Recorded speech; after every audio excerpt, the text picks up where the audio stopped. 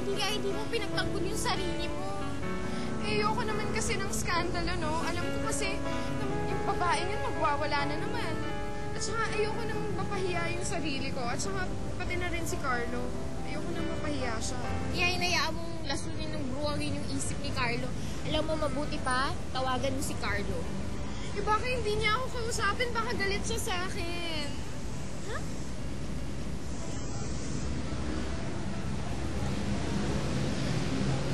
Bakit naman ako makagalit?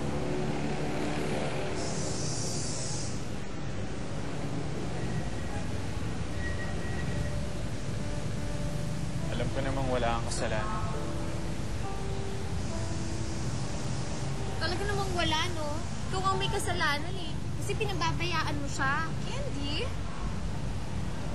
Tama yung sinabi ni Candy. Kasalanan ko. Candy, pwedeng iwan muna kami mag-usap lang. Pwede.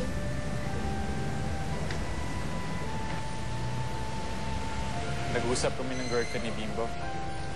Marami siyang sinabi sa akin.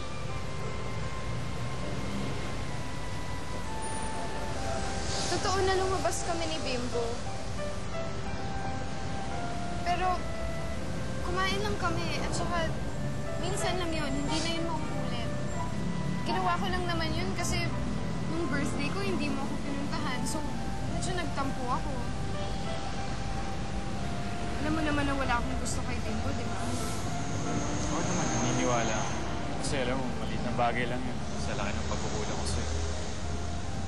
Napabayaan kita. Hindi ko alam. Malaki na yung problema mo sa akin. So, hindi ka galit? Hindi ako galit. Tsaka kaya mo. Hindi ka naguguling ng babae yan. Kasi sinabihan ko na siya. Kapag ginilo ka pa niya ulit, malalagot siya sa akin. Oo nga pala. Mag-resign ako sa office ng uncle ko. Tsaka sa volleyball team. Hindi naman yun yung ibig kong sabihin. Kunting time management lang, Carlo. Hindi ko naman hinihingi lahat ng oras mo eh. Ayoko lang na maging sagabal ako sa work mo at maging sagabal yun sa akin. Alam mo, hindi naman ako papayag na mawala ang lahat. Lalo ka na. I'm sorry.